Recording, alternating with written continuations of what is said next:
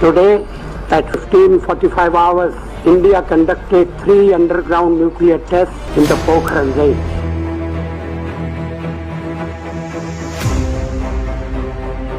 नमस्कार साथियों, आज यूएसए, इजराइल और ईरान के बीच केवल इसलिए युद्ध छिड़ा है क्योंकि ईरान जो है एक न्यूक्लियर प्रशिक्षण करने जा रहा था। लेकिन क्या आप जानते हैं कि भारत ने अपना न्यूक्लियर प्रशिक्षण कैसे किया? तो आइए आपको लेके चलता हूं मैं वर्ल्ड वॉर 2 की तरफ।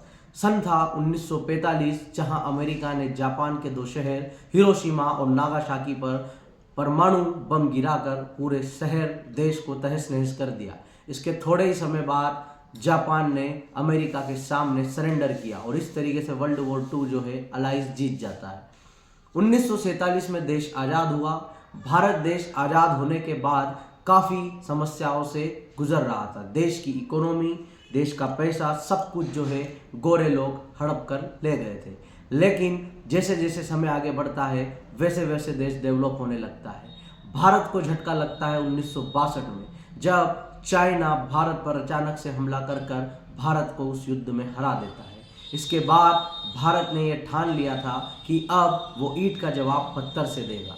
कुछ साल बीते ही थे कि सन 1971 में पाकिस्तान और भारत का युद्ध हुआ, जिसमें भारत जीता तो सही, लेकिन भारत की आंखें पूरी तरीके से खुल गई कि अगर भारत को दुनिया के बीच सेफ रहना है तो उसे भी एक न्यूक्लियर पावर देश बनना पड़ेगा।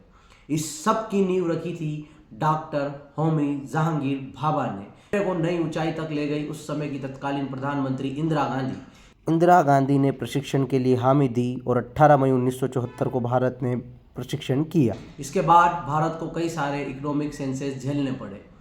सन 1974 में जो प्रशिक्षण हुआ वो सफल रहा और भारत इस तरीके से 6ठा ऐसा देश बन जाता है जिसने न्यूक्लियर पावर का प्रशिक्षण किया।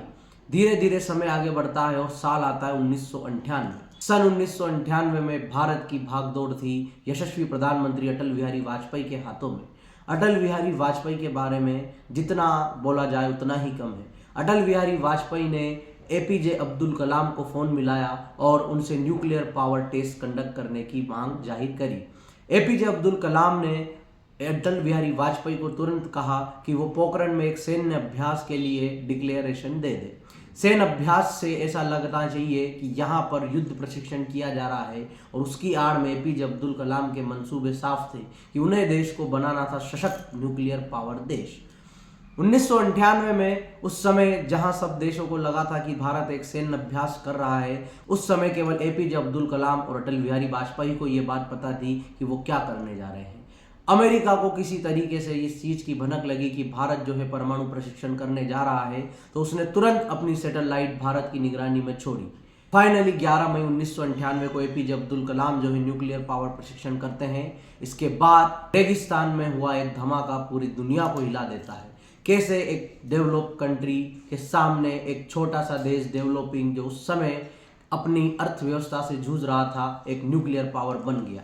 ये बात अमेरिका को पची नहीं, लेकिन कुछ भी हो, अटल बिहारी वाजपेयी, एपीजे अब्दुल कलाम, इंदिरा गांधी, होमी जहांगीर भाभा के इस साहस को मेरा सलाम है कि उन्होंने आज अपने देश को इतना स्ट्रॉन्ग बनाया कि कोई भी देश आज भारत से आंख मिलाने में डरता है।